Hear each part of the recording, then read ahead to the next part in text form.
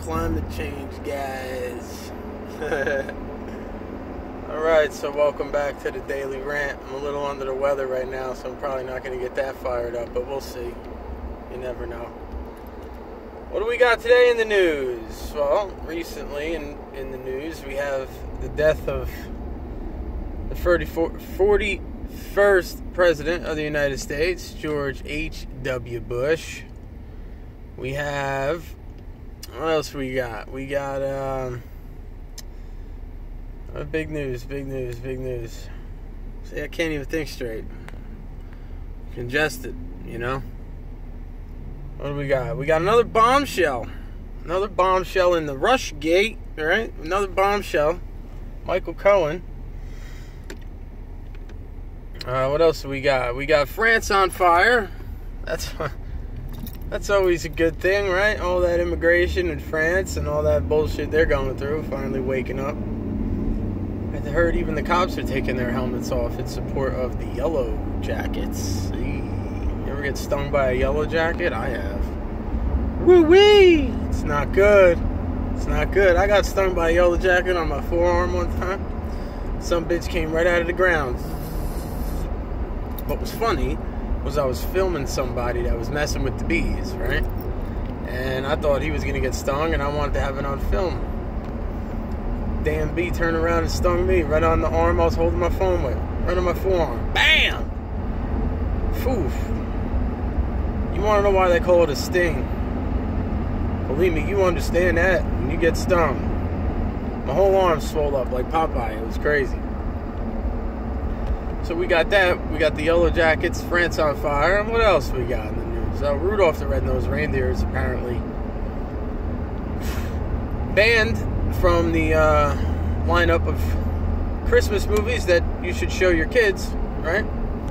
But, you know, let's start with the first one I spoke about, which is apparently a national day of mourning, right? Because the president died. I get it. You know, like you watch a lot of videos, you watch a lot of coverage of Daddy Bush, and you see that, like, he's a real mellow dude, you know what I mean? And he seems really cool. He seems like the kind of guy you would, you know, want to take out golfing, or like the old adage, you know, the kind of guy you'd want to have a beer with. Maybe the kind of guy you want to go hunting with. Bring Dick Cheney along so he could shoot his friend in the face with a shotgun, packed a bird shot. Who knows? You know, he seems like that kind of guy, right? Seems like a gentleman. You know, real, like, humble dude, but... and it's sad whenever, you know, someone dies, because, you know, that was someone's dad, someone's uncle, someone's grandpa. It's sad. And as a nation, what a lot of people on YouTube, like, are, like, they seem to not get, because they're just like, oh, fuck, I'm gonna celebrate it, you know? He was a piece of shit.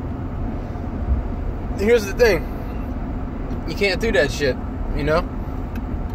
Like, they're like, oh, why did Hannity do this? And why is Trump not, like, coming out and, like, bashing him?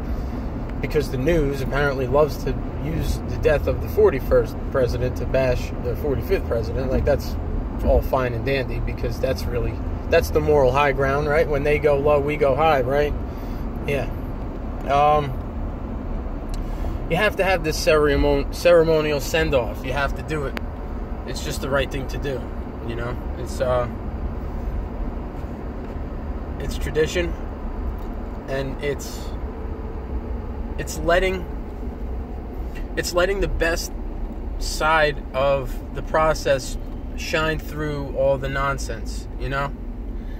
And I think no matter how bad of a president a guy is, you know, there's systems in place to get rid of bad presidents, like impeachment, while they're in office, while they're being a bad president, right? And all that. But you got to understand that the presidency is the highest office in America, and you have to have that send-off. It keeps the peace. It reminds people that, you know, through all the ugliness, there's still a light. There's a silver lining in the cloud, you know? So I thought that was all a good thing, regardless of how bad of a president I thought Bush was, personally. Okay, maybe he did a few good things here and there, but, I mean, he bragged about his foreign policy being his strength, and damn, I don't think it was, you know what I mean? Like, you get us involved in wars in the Middle East, you poking a hornet's nest in the Middle East over what, oil and all sorts of whatever? I mean, that's crazy. It opened the door for the Clintons to come in and do their damage, and then, you know, Lil Bush to come in and do his war with Saddam Hussein and the weapons of mass destruction that nobody seemed to ever find. Well, but we all know it was over the petrodollar, and it had to do with oil, and the Saudis were involved, and all, you know, all sorts of crazy stuff, that gangster shit on a real high level, you know? That's all that was, you know? Little Bush continued his dad's adventuristic war in the Middle East, and that was all crazy. But, you know, as far as I mean, Bush Sr. was as good to the presidency as sandpaper is to a serial masturbator. It's just, he wasn't that good. That's why he only served one term, right? He went back on his word with the read my lips, no new taxes. That's not a really good thing, right? The adventuristic wars had something to do with the RFID chip. That's something else. There's other things in there, you know, that weren't so good about him. And people call him, you know, he's a neocon, he's a war hawk. You know, a lot of people died because of him.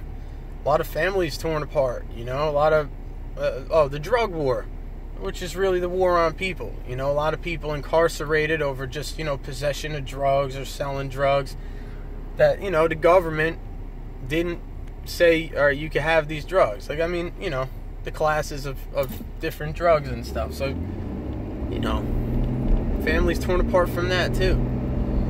So it's not, you know, I don't think you could say he had a really good presidency. I don't think you could say he was a really good president. Was he like a chill ass dude? Yeah, he seemed like a chill dude, but, you know, as far as policy goes, I think he sucked. You know, and he's the reason why a lot of people across the United States still don't call themselves Republicans. There's Republicans out there that call themselves conservatives, they call themselves libertarians, they call themselves classical liberals, you know, anything to not be called a Republican, because they don't want to be associated with the war hawks that are the Bushes, the people that, you know, got us all involved in these endless wars in the Middle East and lied about it. And I mean, damn, come on. But at the end of the day, the presidential send-off is a good thing. It's a good thing for the country, I think, personally. You know, you could feel how you feel. You know, no one can stop that, right? You can have your own opinions, your own thoughts. You can say what you want to say about it. And no one should be able to stop that or censor that or anything. But, you know, just keep in mind that the guy died, he was the president, and it's tradition to do that. To have that nice proper send-off. You know? Donald Trump gives him the salute. And what's kind of funny is, it's interesting. The Bushes and George Bush Sr., I think they requested Donald Trump be at the, what do they call that? The sleeping in the Senate, or he's laid to rest in state, whatever they call that. They requested he be there.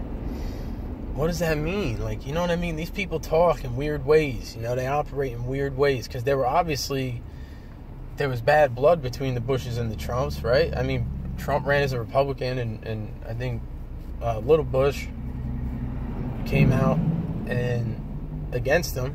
You know, there was definitely words exchanged, but why would they want him at the funeral? Is that like a sign? I don't know. You know, I have a very suspect thought process, you know, but who knows? It's kind of it's a little eerie, you know. It's almost like a mob boss saying, "I'm not telling you to kill anybody," and really they mean I want you to take that guy out. You know, it's kind of one of those things. Who knows what it is? But they do speak like that. They do operate like that, and the way you know they operate like that is because, look, George Bush Sr., George Bush Jr., they were part of the Skull and Bones at Yale University. Now, that's some weird shit, right? that Skull and Bones is like a fraternal order. It's like an occult. They do like, what do they do? Mock human sacrifices. Who the hell does shit like that? Now, you think I'm talking crazy because I sound like a whack job, but really, it's all true. It's all, like, they were part of that secret society, you know? And all these boys on the inside, you know, they have all their insiders, you know? And that leads us to the second thing in the news, the new bombshell, right, on Russia. Dan Bongino came out. He came out with a book. I don't know the title of the book. That's not okay. I should really promote it, but my YouTube channel's got like 5 subscribers, so who really gives a shit? Dan Bongino, look him up. It's all over the place. But he really, I think he was a former FBI guy, and he really dove deep into the whole, you know, Russia collusion thing from A to Z. He covered the whole thing. Now he's going around doing a tour promoting his book. So he talks a little bit about the book, you know, signed some books.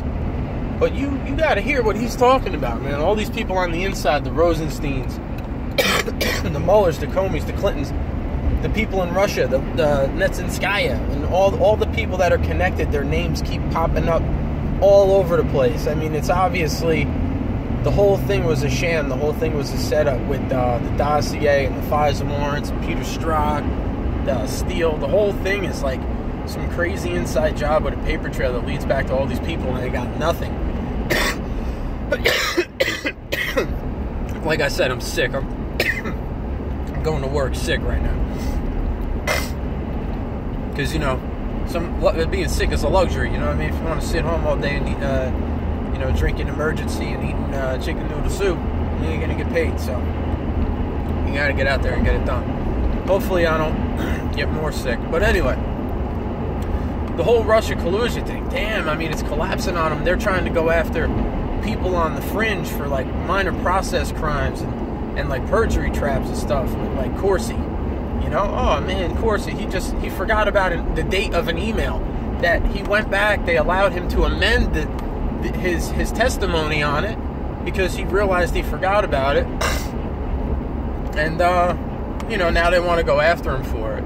That's crazy. That's like, it's unprecedented. I mean, they're really just Mueller's just trying to squeeze people, you know, and put people in really bad positions in order to have leverage over them so he could somehow get something out of this investigation, because all those people, they're all screwed. And it's good, because it's the biggest scam in recent American history. I mean, it makes Watergate, like Dan Bongino says, look like romper room, you know? So that's coming to a head. You know, the report's going to come out. It's gonna be one-sided by design. It's supposed to be one-sided because it's a special counsel and that's how they do things. They're not going to give you the other side of the equation. Why would they do that? They don't have to do that. That's not what they're supposed to be doing. But, you know, apparently they used, like, private contractors to do things and look into things, and they didn't have, like, secret security clearances and all shit like that, you know? So that's a problem, too. You can't have that. That's illegal. I mean, illegal use of FISA warrants, illegal spying on political opponents. The whole Obama administration, I mean, damn, they're in trouble. Now, will they be processed and put in jail for that shit? Who knows? You know? But they're in trouble, that's for sure. You can't do that stuff, man. That's definitely illegal. Unethical, immoral. Very low. Very low. You know, Donald Trump, as far as the Russia collusion goes, he's an innocent man, and they're trying to tear him apart, tear his life apart. They're going after his family. I'm just gonna let all these people out. Why not? Go ahead, miss. Yeah, go ahead. You and your Dunkin' Donuts coffee. Go ahead. What's that say? Save a life. All right. So yeah, that's in the news. The new bombshell on Michael Cohen and Jerome Corsi. It's not a bombshell. It's bullshit. It's just stupid shit. What else we got?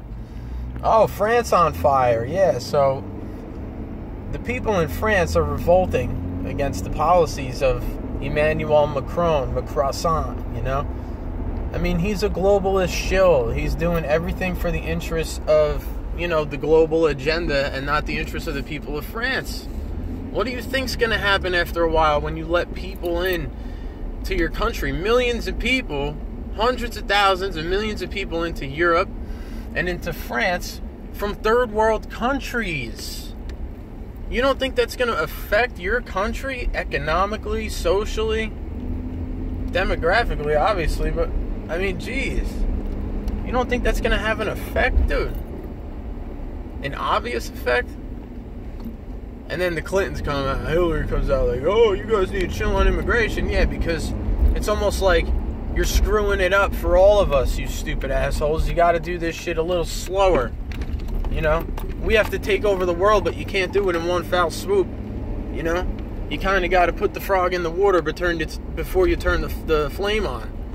That's basically what Hillary Clinton's position is. You know, and everyone's like, oh, is Hillary coming out? Finally common sense? No. And that's not what's happening. You think that's going to happen? That would be like the reversal of gravity. You know what I mean? You can't have that shit. But, yeah, so France is on fire. And what I liked is that the policemen came out and took their hats off in support of the protesters. That's really cool. I like to see that because they know the people are right. The people of France, you know, you got one fan at least over here in the States rooting for you. Because that's some bullshit what they're doing to you. They're going to destroy your country. They're going to destroy your history. You can't have that, you know? Yeah, immigration, okay, needs to be done a certain way. And I think there's a middle ground with immigration, you know? Because they say, like, you know, third-generation immigrants actually contribute to the economy and to everything. And fine, that's cool. And, you know, they bring with them good things if they're good people, right? From their cultures and stuff like that. But you can't just have all these people coming in at once because they never integrate into the host culture, into the host country. And they just kind of collectivize in these groups of immigrants and they create like these kind of ghetto environments and whatever. And then there's people talk about like the H1B1 visa or whatever like that. And like you have like all these great people coming, like doctors and scientists and all that. And that's also true. So, I mean, there's positives to immigration, but there's also negatives to immigration. You just have to do it right. You can't do it from the position of like the globalist who just want to bring in all these people into all these countries and then, you know, for whatever reasons they're doing it, destroying the culture, destroying the currency because they're playing the markets or whatever. Like, that's crazy shit. And people have a right to defend their homeland, you know. And and the people in France are pissed. And I you know, good. Let them tear down the system, dude. Burn down the system, keep the fire burning, teach the youth what they need to be learning. Look out the government, see what they're earning, make your head start turning. But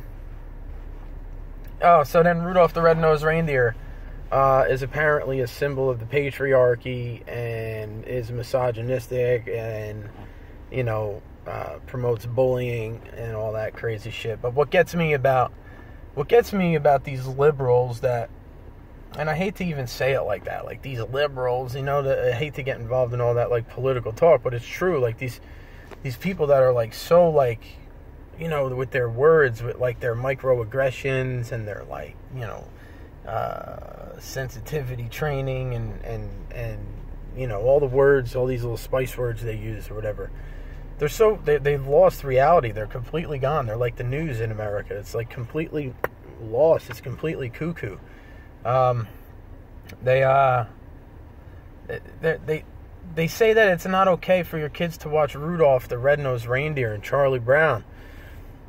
But yet these are the same people that are putting floats in the Macy's Day Parade where like at the end of the parade you see two women making out in front of a bunch of people. What is wrong with you? You know what I mean? Like, why would you have that, you know?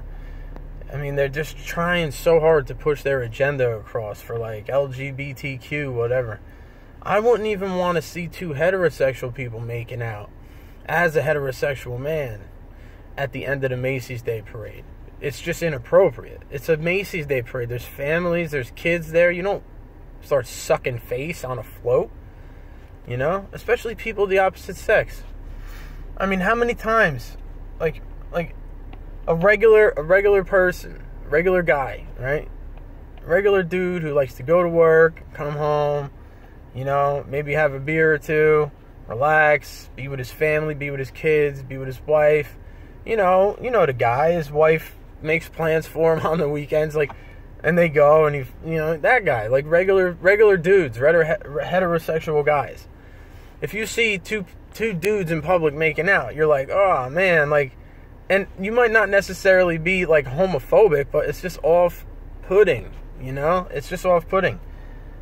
You don't want to see two chicks making out. There's time and place for that. There's websites for that shit. You don't need to go and do that on a float in the Macy's Thanksgiving Day Parade. Fuck, man. It's crazy. Like, people need, like I said in my last morning rant, people need to push back against this stuff because it's out of control.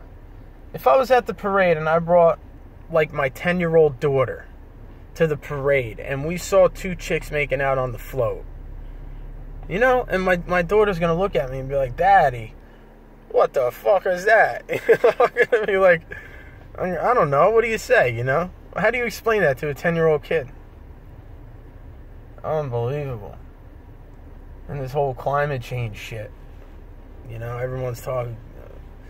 I mean, come on, man. Trump backed out of the Paris Climate Accords, and then they tried to flood the borders with people. You don't think that was something to do? The UN. The UN is overstepping their bounds, man. They're trying to make an army. They won't let people leave the EU, right?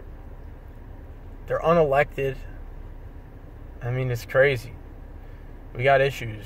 You know, the world's got issues. But all across the world, you got populist and nationalist leaders are winning elections. And there is a pushback. You know? Politically, anyway. Socially, you know, I guess it's a little harder, you know what I mean? Because people are afraid to be called names, you know? You know, sticks and stones, right? Anyway, you gotta go.